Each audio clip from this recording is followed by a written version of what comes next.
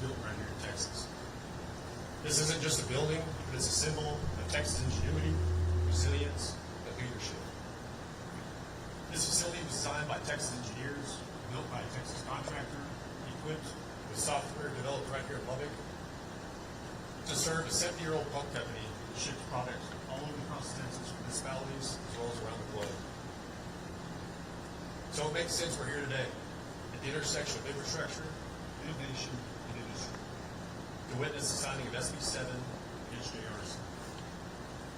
These bills are major steps forward addressing Texas water infrastructure needs, not just for today, but for generations to come. As our state continues to grow, so does the demand for resilient, reliable, and future-proof infrastructure. SB 7 and HJR 7 recognize water is not just a utility. It's a foundation for life, economic growth, and long-term sustainability. These bills enable strategic investments in water infrastructure, enhance local resilience, and empower companies like Simflow to contribute our technology, our workforce, and our expertise for the greater good of Texas. On behalf of the Simflow team, I want to extend my deepest thanks to Governor Abbott, Chairman Perry, Speaker Burns, and Chairman Harris for their work on this bill.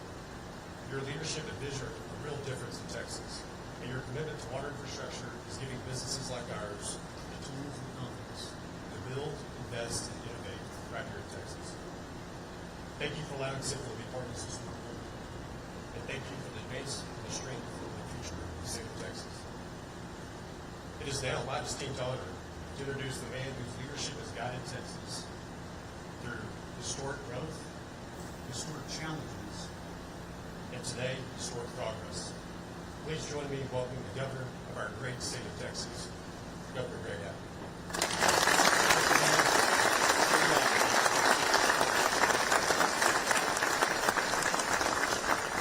Well, a big thank you to Troy as well as everybody here at Simflow. This is a fabulous facility. Very proud of you all, your entire team. You've done a great job putting this event together here, and more importantly, a great job to help provide access to more water across the entire state. Also want to thank Speaker Dustin Burrows for being here, but more importantly than that, thank him for his leadership over the course of this session. I have never worked with a stronger speaker, a more effective speaker in my entire tenure as governor. And because of his leadership, we were able to achieve things this session that in the past were impossible to achieve. And so those of you in Lubbock who know him all the time, and many of you who get to vote for him, you should be proud and please give it up for your speaker, Dustin Burrows.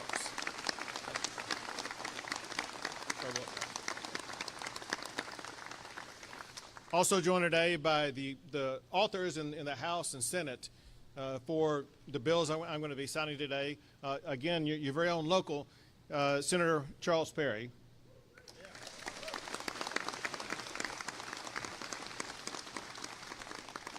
And this process of legislation goes from West Texas to East Texas because we have with us today from the deep part of East Texas, Representative Cody Harris.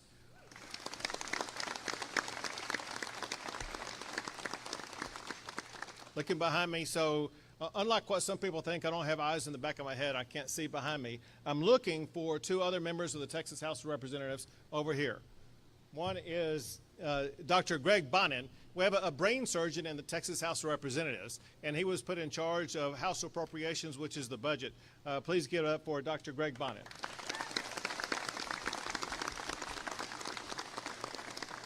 Now, I saw him moments ago, but can't see him now.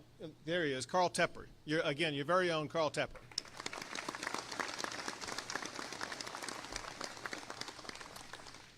One thing I'm most proud about what they've done is the bills I'm about to sign right now.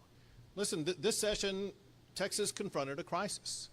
We're fools if we're not recognizing the crisis situation that confronts us, that had to be addressed.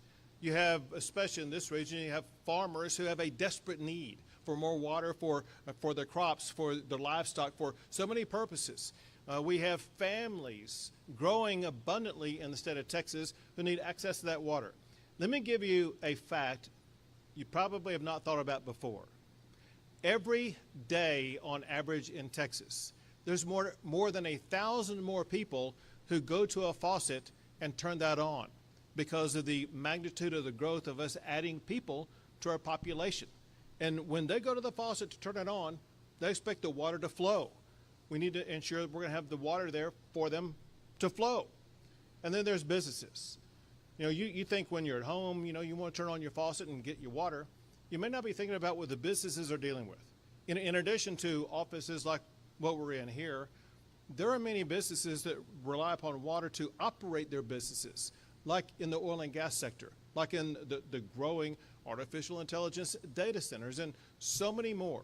One reason why we have the growth that Troy made reference to is because businesses are coming to Texas more than any other state. Many of those businesses rely on water for their operations, and they will not be able to operate here without these laws I'm about to sign.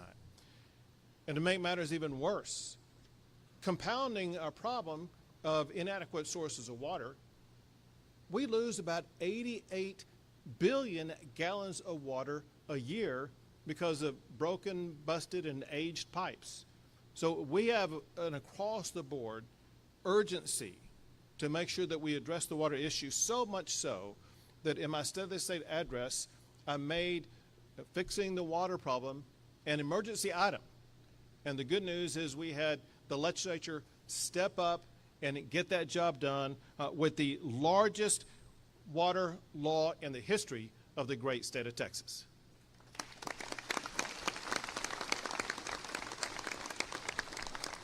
More specifically, with the leadership of Senator Perry and Representative Harris, they passed, it's called HJR, which is House Joint Resolution, and that's fancy language for a constitutional amendment. So this is going to be embedded in the Constitution itself, which means for it to actually fully pass, Texans are going to have to vote on it. I have every confidence it's going to get a lot of votes, but that doesn't mean you should stay home and not go vote. But when the constitutional amendment passes, this joint resolution is going to provide $20 billion to fund water projects for the future of our great state.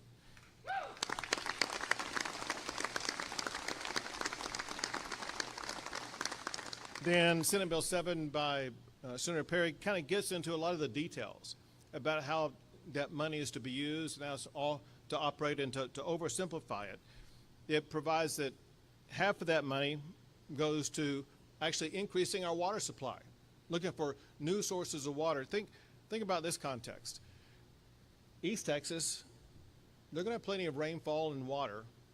They don't have a lack of water problem. They have a flooding problem over there occasionally. In West Texas, you got population growth in Lubbock, Amarillo, Midland, places like that also. But you don't have as much annual rainfall. We've got to make sure that we're going to be providing new sources of water to keep these cities, farms, ranches, and businesses more robust than they are today. The other half of the water is going to be used to engage in that process, for one, building out the water infrastructure to make sure that the new water is going to have the pipes and all that kind of stuff to get it to its ultimate destination, but also to use half of that money to repair all of these old aged pipes to make sure that our current infrastructure is going to be updated and be effective for cities across the state. So let me sign these two bills.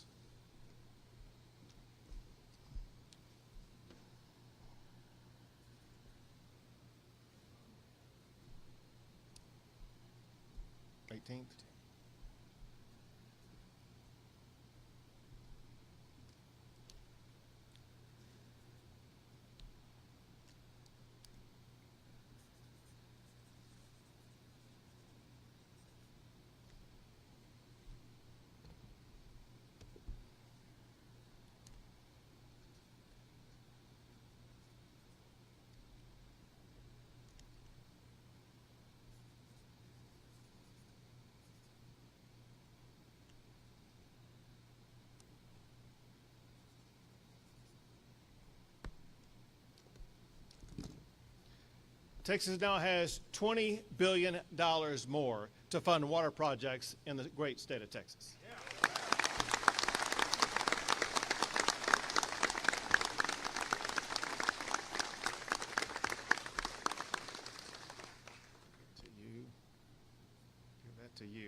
And now, Speaker Burrows.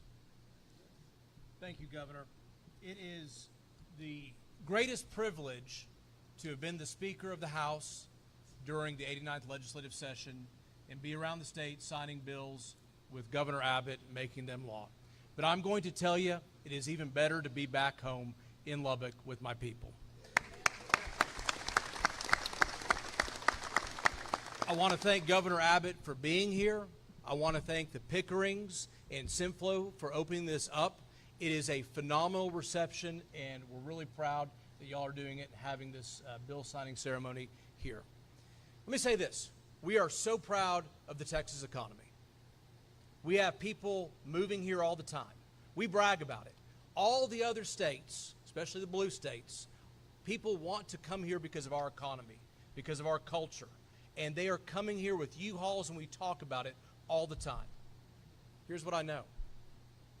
If they show up and they turn on that spigot and water doesn't come out, those U-Hauls are going to go the absolute opposite direction. It is one of the most important things that we have to do is to make sure we have this critical infrastructure, this water supply for the entire state of Texas. That's why I was so proud Governor Abbott made this an emergency item for this session, and we worked on it. Senator Perry, Chairman Harris, they did yeoman's work. They worked tirelessly to come up with a phenomenal water plan that was going to make sure the entire state of Texas was covered. Whether it was fixing leaky pipes or finding new sources of water, which we have to continue to do, these two gentlemen worked hard to come up with what I think is the biggest and best water plan in the country and for the state of Texas. So Governor Abbott's leadership, Lieutenant Governor's leadership in the Senate, and these two men have gotten us to this day, and I could not be more proud that we're actually doing this, and especially that we're doing this right here in Lubbock, Texas. Thank you, Governor.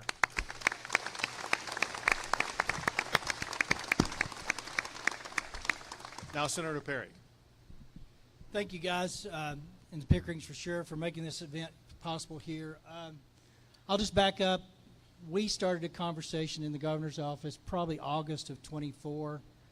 Unwavering support from that minute forward going forward. You were all in, consistent, even though it was a really big idea with lots of unknown questions to be answered, and the legislature responded appropriately by answering most of those.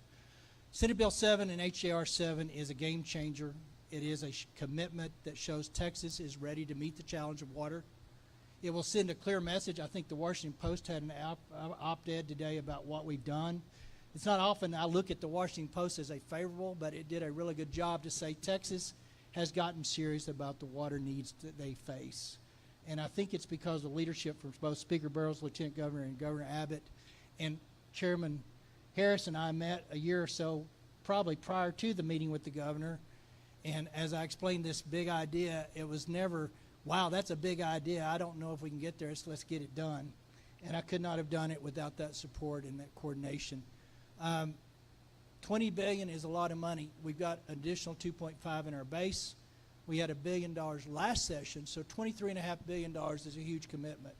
It's a three-legged stool.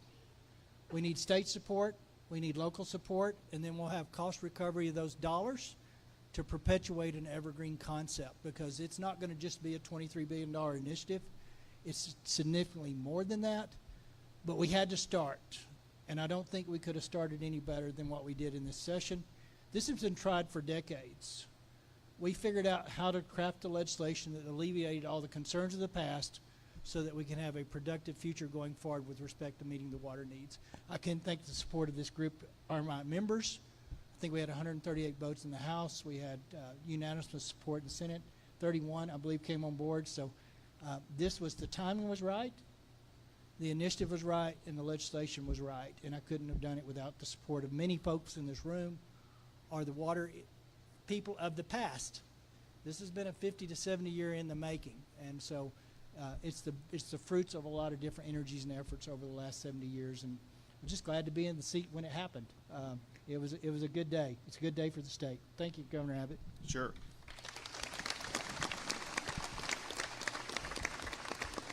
Chairman Cody Harris. Thank you, Governor. You know, it's so humbling to be here on such an historic day because what we've done with this legislation impacts generations of Texans. And if we wanted the Texas miracle to continue, we couldn't do that without passing this legislation.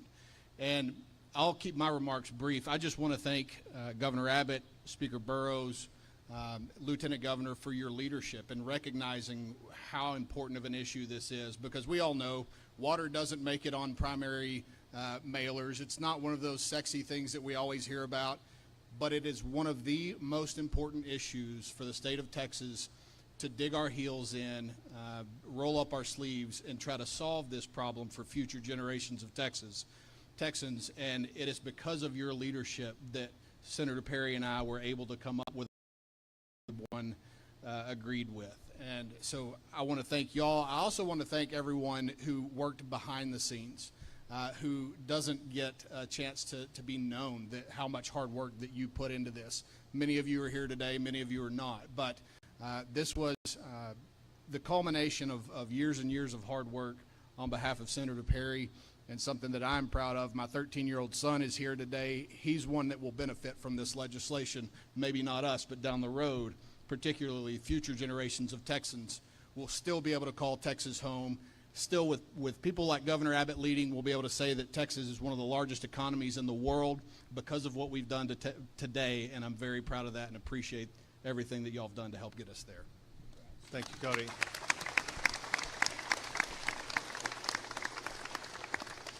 There's one last group of people to thank. We passed a law, and this is going to change the state with one group heavily involved. It now goes to the people who will actually do the physical work. The men and women in gray shirts and red shirts behind us. The men and women who go to work every single day, sometimes wearing a hard hat, wearing gloves, working with a wrench, whatever they may be doing. But it's going to take the men and women who are the hardworking folks of our state to make sure we build the pipes, do the completions, do the dredging, whatever has to be done to make sure we bring to reality the fruition of the $20 billion investment. Please give it up for the hard-working men and women behind it. Thank you, guys.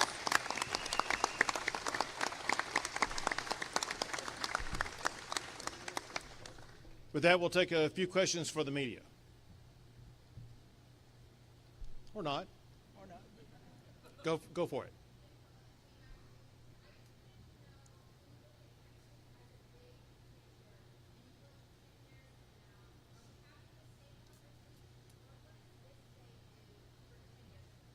This is a conversation changer because the way this operates, it provides $1 billion a year for 20 years.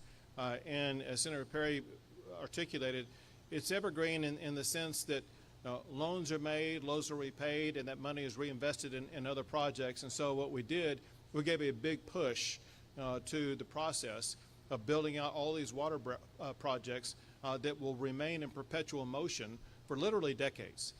We're never done with water, but we've accomplished so much. We're able to cast our gaze in future sessions on other issues to make sure we address those that will keep Texas the #1 state in the United States of America. Sure.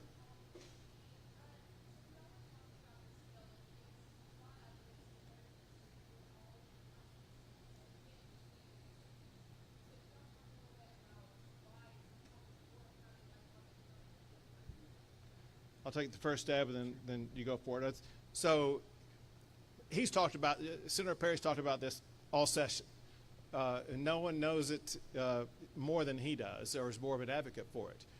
But as governor of the state, listen, I represent 254 counties. And the fact of the matter is, whether it be Lubbock County or up at the tip top of the Panhandle, whether it be in the Permian Basin or out further west Texas in the Mountain Time Zone, or in southern parts of Texas, the ranchers there and farmers there are having just as much of a challenge as the farmer and ranchers on the plains of Texas. So this is something where water is needed in every region of the state.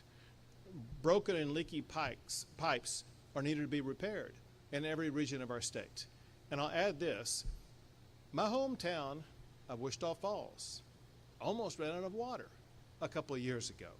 This is something I got to see occur just a few days away from losing water. And that's when it became very real, understanding we have communities like that across the state that have this need that had to be addressed. And I'm proud of these leaders for getting that done.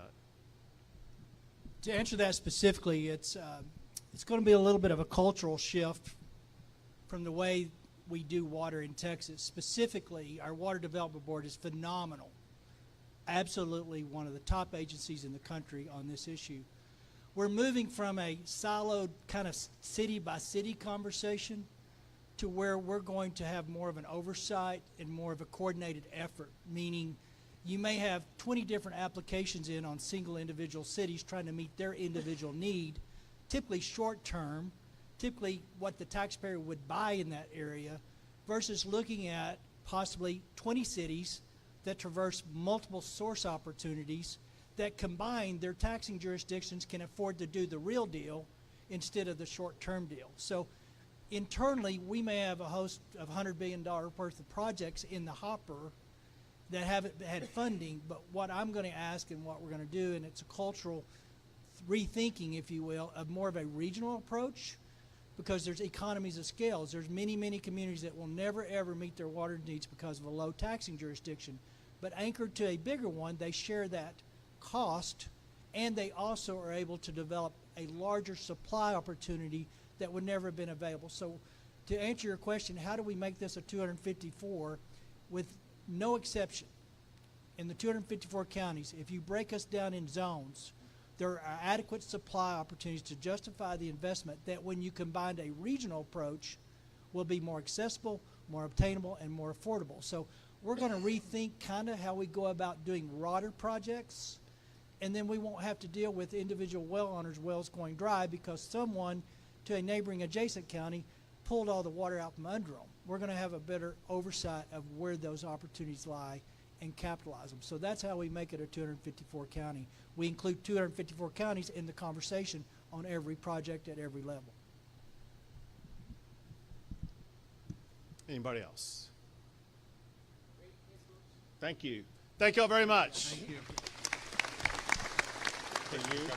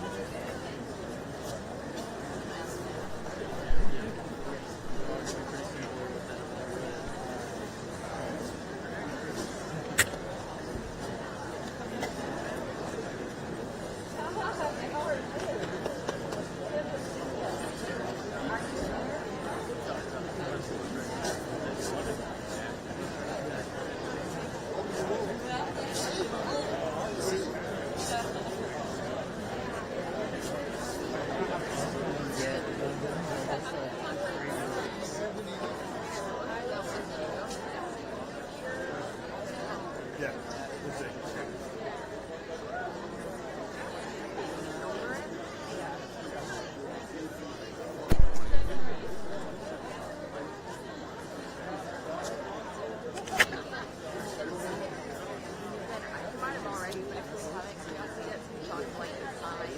Yeah, I got those earlier back in the